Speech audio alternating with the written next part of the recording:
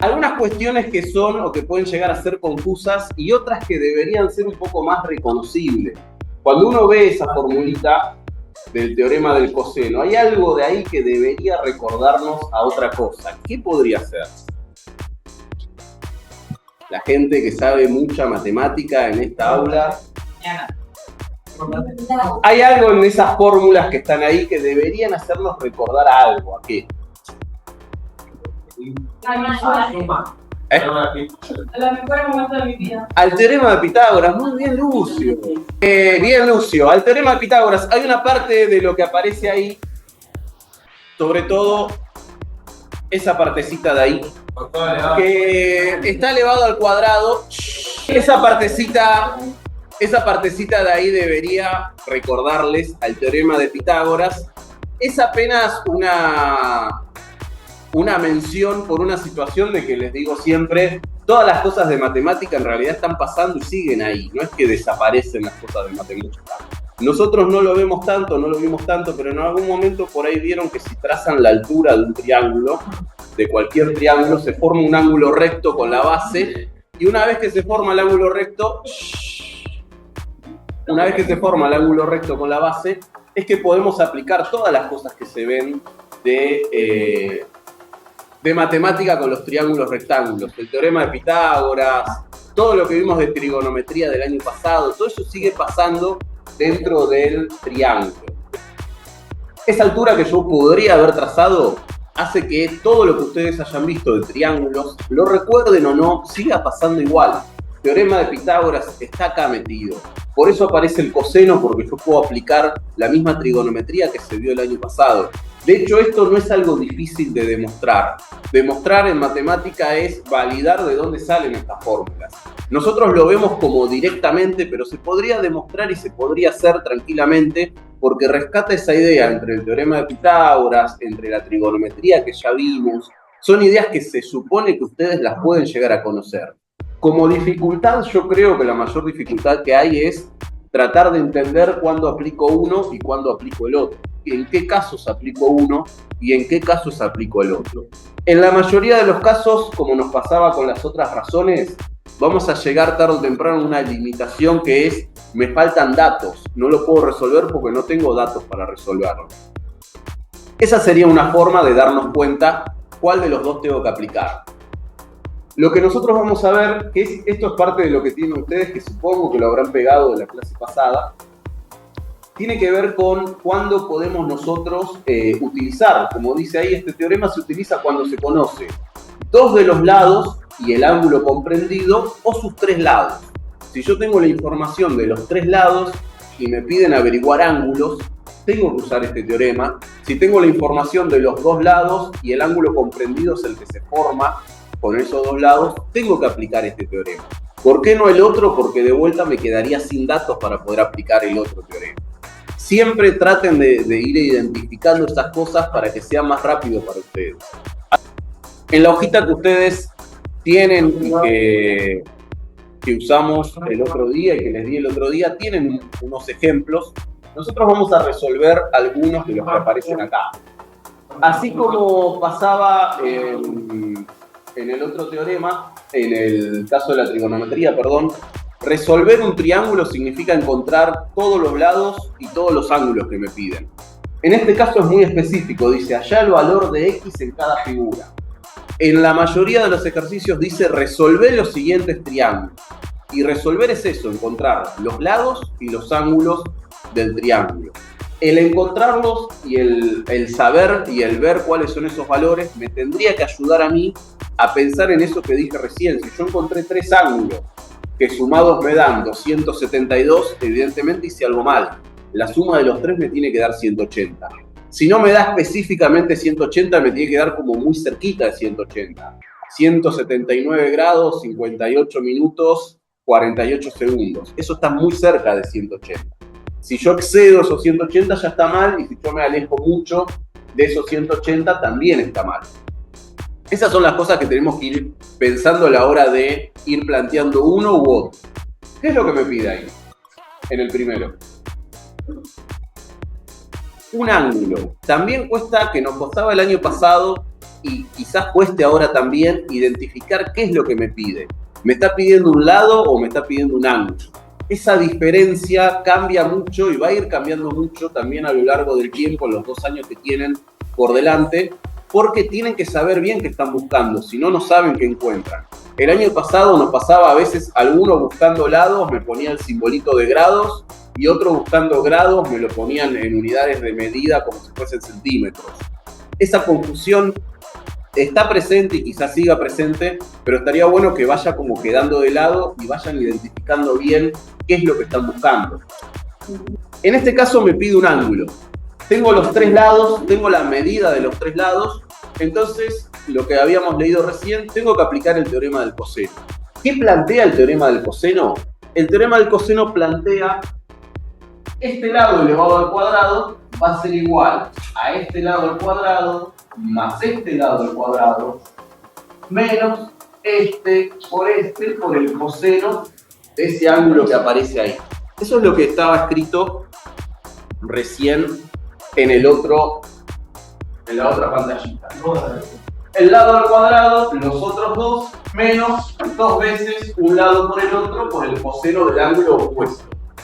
Otra de las cosas que cuesta al principio identificar es cuál es el ángulo que corresponde al lado. A cada lado se le corresponde un ángulo que es el ángulo que está enfrentado. Por ejemplo, a este lado le corresponde este ángulo que está acá enfrentado, que es el que justamente yo quiero encontrar. Lo que vamos a plantear es justamente eso. 10 al cuadrado va a ser igual a 7 al cuadrado más 5 al cuadrado menos 2 por 7 por 5 por el coseno de ese ángulo que no conozco y que tiene la letrita X. Ese va a ser nuestro planteo del teorema del coseno. Reemplacé los datos que había con el ejercicio ese. De acá hay un montón de cosas que vamos a poder resolver, como bien decía el compañero por allá, que identifica ya en un 4º año de secundaria, que es 5 al cuadrado de 25, muy bien, no fue en vano todo este tiempo. 10 al cuadrado va a ser 100, Aragón que no tiene calculadora. 7 al cuadrado va a ser 49, 5 al cuadrado va a ser 25. Acá empieza algo confuso también a la hora de despejar y de resolver. Yo puedo hacer esa cuenta. 2 por 7 por 5. 70. Era más fácil hacer 2 por 5 y después por 7.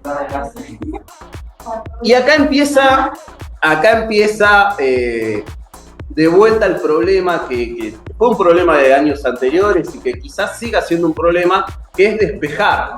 Yo tengo que despejar todo eso para dejar el coseno de X y que me quede un número.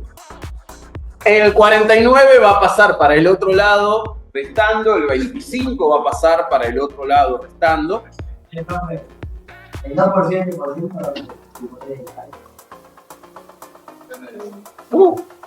El 2% por 5. ¿Qué tiene? El 2 por 7 por 5 da 70.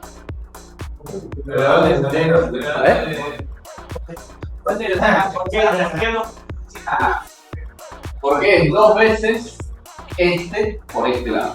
La medida de este lado por el otro.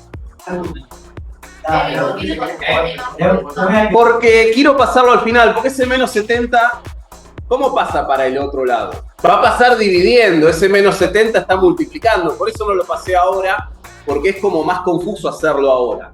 Este 70, este menos 70, acá está multiplicando, así que va a pasar dividiendo a todo el resultado de acá. Algo que yo les aconsejo siempre cuando hacemos esto es, traten de pasarlo de esta forma en la que lo voy haciendo yo, lo más paso a paso posible. Alguno quiere como pasar todo junto y ese error del menos 70 que pasa sumando es uno de los más comunes que uno comete cuando empieza a despejar esto. ¿Cuánto es 100 menos 49 menos 26? Ese 70 va a pasar dividiendo para allá con signo y todo. ¿Cuánto es 26 dividido menos 70? Menos 0, 37. Ahora vamos a hacer lo que hacíamos antes. Yo tengo el coseno de un ángulo que tiene un valor de menos 0,37. Vamos a hacer shift coseno menos 0,37. Shift coseno menos 0,37. Apretamos el igual y apretamos el botoncito de grados, minutos y segundos. 112.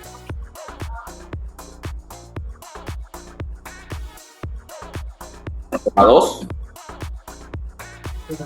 Fíjense que algo que no nos estaba pasando en los otros casos que resolvíamos y que empieza a pasar ahora es esto, buscar el coseno de un valor negativo. Si bien no tenemos la noción de ángulo negativo, existe la noción de ángulo negativo y positivo, no lo usamos en la escuela. Esto nos sirve para encontrar valores de ángulos mayores a 90. Algo que no nos pasaba hasta ahora porque siempre, como trabajamos en trigonometría con triángulos rectángulos, nuestros ángulos que encontrábamos eran agudos, no podían ser mayores de 90.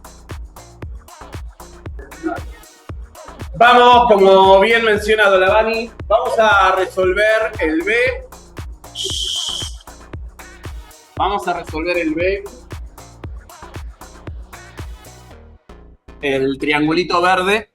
En ese caso tengo la medida de los dos lados y el ángulo comprendido y tengo que averiguar la medida del otro lado, del tercer lado que está allá. Les recomendaría que arranquen con ese lado elevado al cuadrado. Después vienen la medida de los otros dos elevados al cuadrado.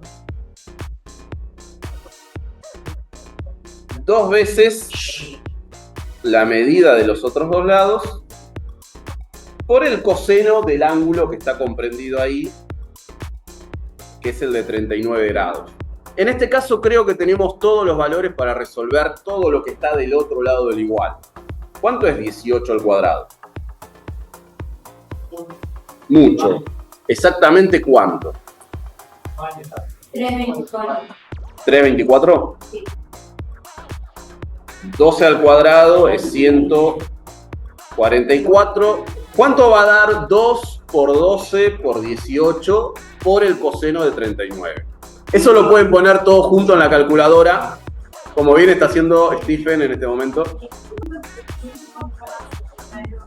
335,72. Y ahora toda esa cuenta, ¿cuánto nos da? 324 más 144. ¡No entendí! Muy bien, perrito. Nunca dudamos de usted, perrito. Pero ya estaba incluido o no?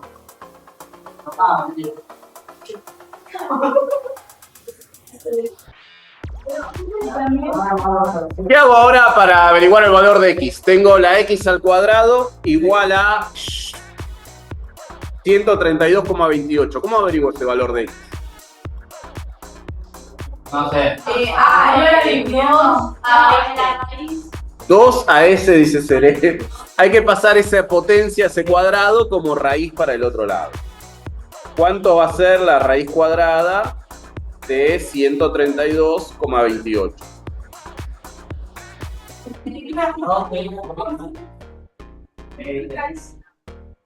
No exageren.